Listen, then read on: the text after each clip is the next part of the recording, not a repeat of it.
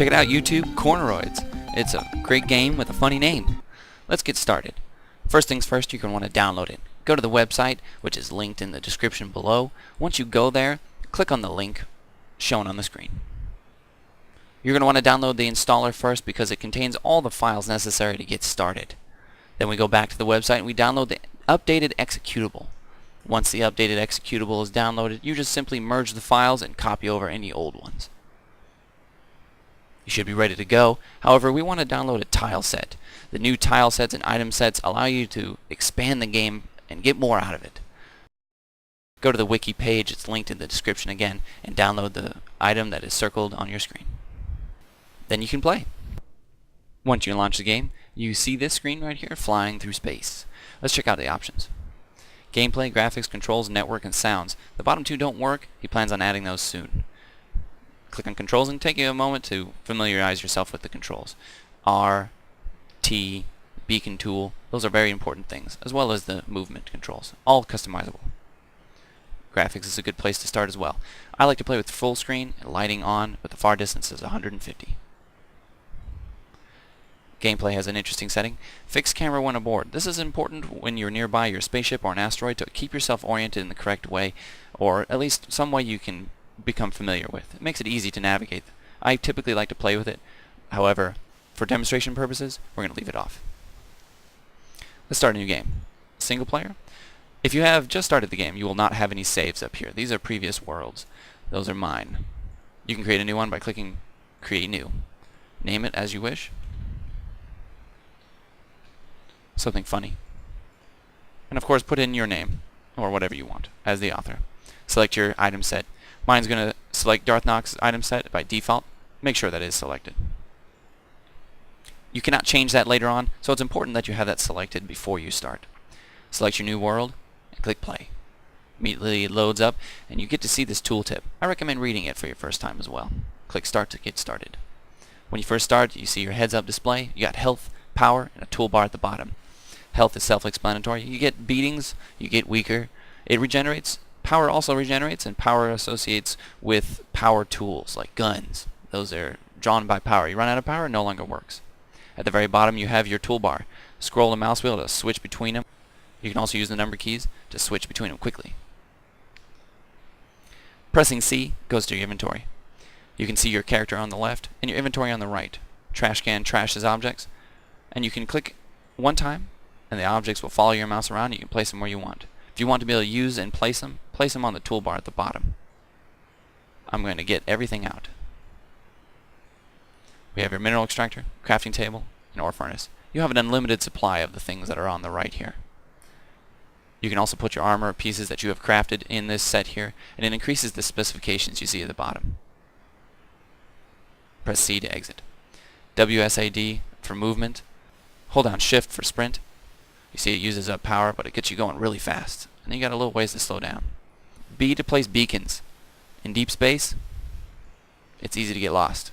Once you press B, just left click to place a beacon, and then you can name it.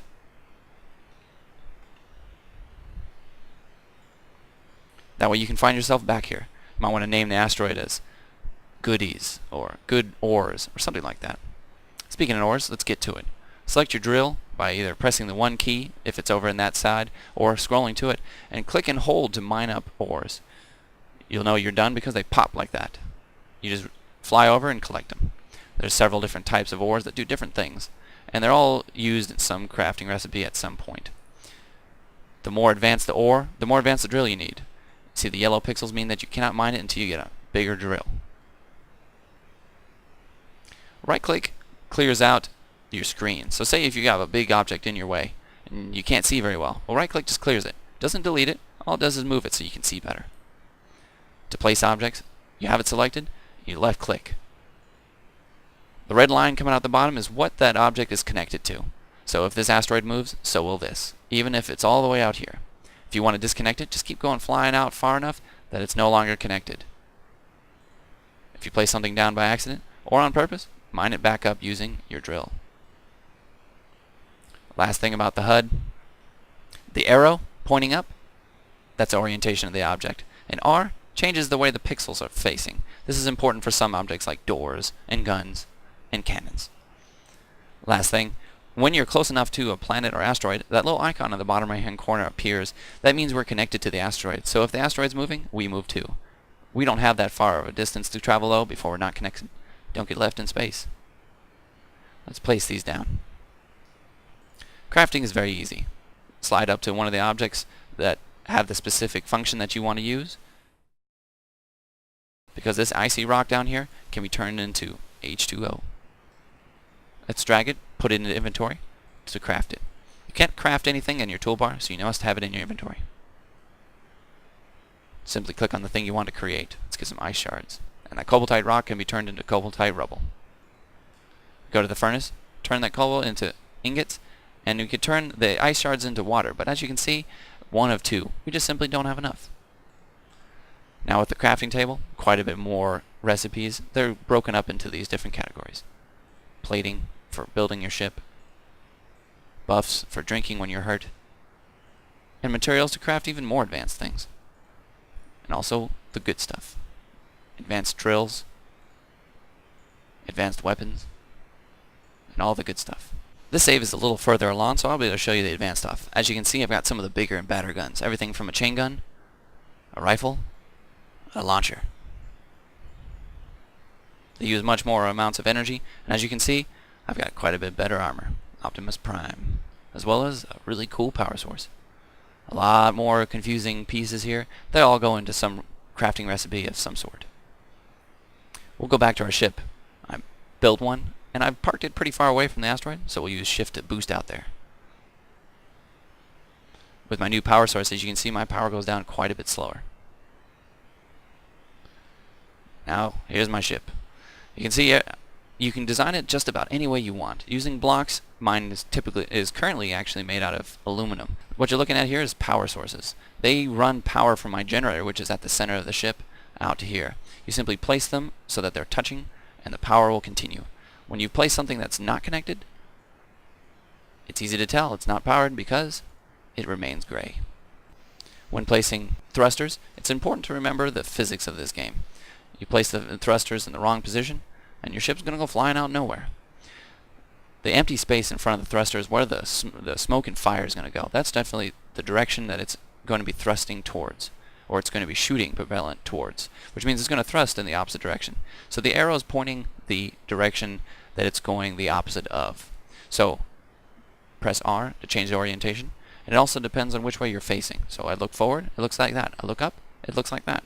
So just mess around with that for a little bit. I'm going to move down and place it right back where it was. You can see immediately it turns from gray to yellow. That means it's powered. These are some doors. The crafting recipe is in the crafting table. It's pretty straightforward. I have a storage section back here. There's my generator and some more power cords leading to the front of my ship. I have my crafting table and various other crafting recipe devices here, and then of course a control block constructed as such. The console block can be wired up to all your thrusters, and of course a camera too. So if you want to be shut into your ship and you don't want nobody to ever see you, you don't have to use glass like this. You can use a camera. To wire up the console block, you press F, and then you press F again. After pressing it the second time, you get this option here to change which button is which color. And of course you can set the camera. Once clicking set camera, you just click on the camera block that you've placed. Press escape to cancel, or you can just scroll with the mouse wheel to cancel. Let's go back to that menu. Red is space. Remember that. Press F one time to get it started. So now we're going to boost out of here, and you can see my thrusters have already been wired up. This ship was ready to fly, but since I broke that one right there, that thruster is not wired up anymore. You see the color changes every time you click on it. See that? And that means it's associated with that key. So red is space. Let's associate that one the same way. The thruster on this side is green, so let's make the thruster on this side green. Just keep clicking every time. Go back in here. You can't be shutting the doors, they push you out of the way. Press E one time to use it. It locks you into flight mode. You see the toolbar disappears. Press E again to exit. Now we're going to fly. The keys I associated with now no longer make me move, but move the ship. See that? I'm now pressing A, causing me to go to the left. I'm pressing D, which is slowing me down to the left, and now it's going to cause me to go to the right. And of course, all the other controls. If I press space, we start to go. The speed indicator, as you can see, changes, and I'm able to look around, make sure I'm flying towards my waypoints and whatnot. It's important to put brakes on the ship, though. If you put a big thruster on the back like I did, you could potentially crash into an asteroid. Currently, there is no punishment for crashing into asteroids, but it makes you fly off in crazy directions, so don't do that. Okay, time for weapons. Let's make a small outcropping right here, because you don't want yourself to shoot your own ship. That's dangerous. You can destroy your own ship, so you kind of want things a little ways away. When placing the weapons, just make sure that the hole that the gun comes out of is facing the direction you want to shoot. You cannot rotate it later. We've got it powered up because we've got these power blocks powering both the camera and the cannon. Let's go inside, because now I want to place down the control console. Let's go put it right over here just for testing purposes. Normally you'd want it on the inside, but it has to be powered too. Just to real quick, I'm going to place it right here.